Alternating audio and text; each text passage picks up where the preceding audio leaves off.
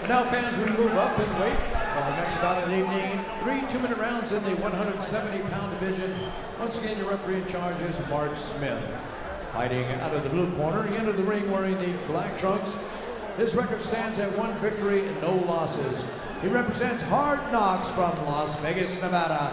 Ladies and gentlemen, here is Damien, Master Chief Jackson. Across the ring, his opponent fighting out of the red corner. He's wearing black and red, and he makes his debut this evening inside the ropes.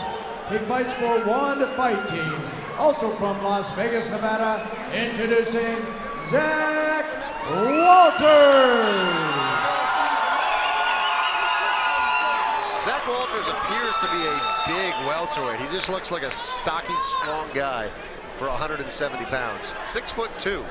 Going to have a reach advantage, definitely a height advantage as well over Damien Jackson, who stands at 170 pounds. Both guys look extremely relaxed, extremely confident. Jackson had his foot up on the ropes in his corner. Zach Walters had a tense stare across the ring. I'm expecting fireworks early. Round number 1 in the Tuff-N-Uff welterweight division. Damien Jackson is wearing the black trunks. Zach Walters is wearing the red and the black. Here we go.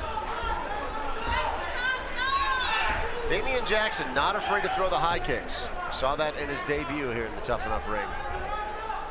Yeah, he definitely will. We see Damien Jackson really kind of moving around, circling, bouncing, really looking for openings, wants to be active. Zach Walters more patient, kind of a more traditional Thai stance almost. Very, very compact. Walters doing the stalking right now. Damien Jackson wisely not standing in front of his opponent. Walters opens up with a high kick. Missed 2 round punch from Damien Jackson. Hadn't done anything to set that up, but always worth giving it a try. It looks good, but I've never really seen a Superman punch be that effective, at least on a consistent basis. Yeah, it has to be something you set up. Zach Walters doing a good job of that nice high kick there. He's doing a good job of turning his hips, kind of flinching a little bit, getting Damien Jackson to see how he moves, see how he's going to react, and then unleashing those kicks.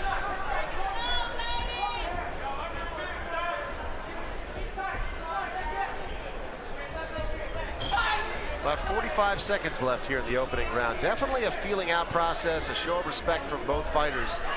Neither one of them going crazy, willing to put themselves in harm's way. Another high kick from Zach Walters. No, Zach Walters has some very powerful kicks, but he's gone high every time. There's a nice low kick. I was going to say, I'd like to see him go to the low kick a little bit. Obviously, look very strong. Maybe he can get Damien Jackson cheating a little bit on trying to catch those low kicks and then bring that kick back up top. Yeah, generally that's what you see. You see the fighters going to the leg or to the body and then unleashing the head kick, which is what eventually puts him away. Zach Walters with a bit of a... Oh, wow. A nice little side kick after missing the high kick. Yeah, Zach Walters with a different strategy there. But I like how he's using that low kick now, Ben. Still throwing some heavy punches there at the end of round number 1. Damien Jackson, Zach Walters, both of them are undefeated. That changes for one of them tonight.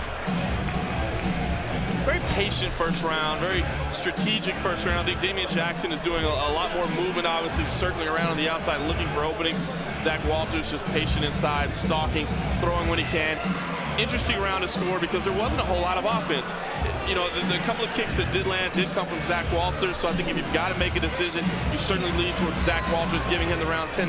But that's the kind of round where I think you can make a legitimate case for a 10-10 round.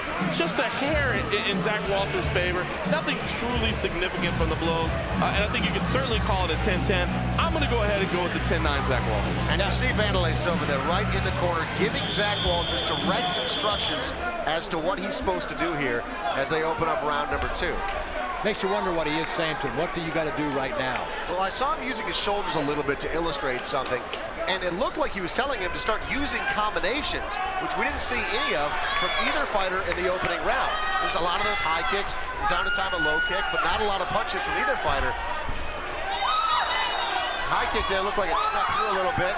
Follows it up with an inside leg kick. And we do see Zach Walters opening up a little bit, but Damien Jackson with a big flurry.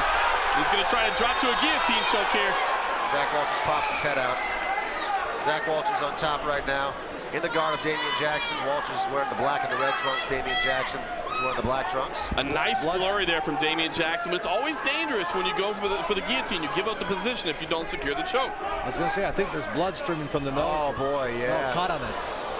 Good Crown eye, nose, Chris. it looks like. Zach Walters says it's nothing. He's waving it off. He's got to come over here to the neutral corner, let the doctors check it out. Boy, tough to tell if the nose is broken or if it's just cut open on the bridge. But that was a nice flurry from Damien Jackson. Oh, they wave it off. Damien Jackson still covered in the blood of Zach Walters, walking away with the win tonight via TKO, and that has got to be devastating to One Fight Team and Zach Walters.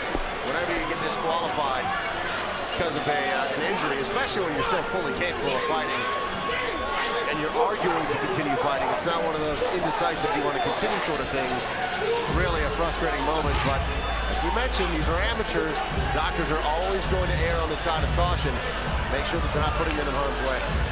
Yeah, you got to think the nose was broken because the blood really wasn't that bad. And Zach Walters wasn't showing any pain. He wasn't wincing or anything along those lines. And he was extremely frustrated as he walked back to the corner. Doctors did confirm with me just now the nose was broken. Yeah. So Zach Walters, though, showing, yeah, look at those nice flurries.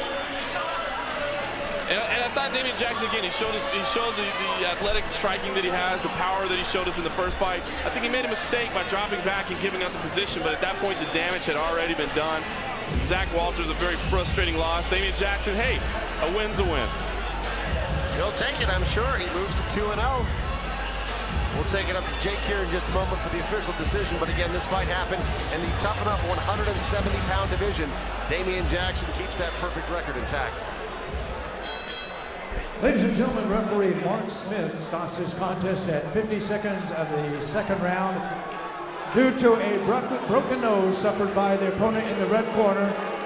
The winner by TKO victory, Damien Master Chief Jackson.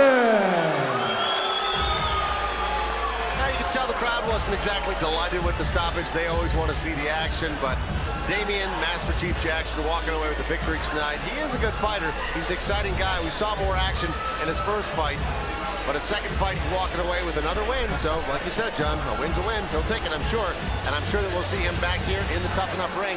We'll be back to the Orleans in just a moment for more of the future stars of MMA in the Tuff-N-Uff Fighting Championship.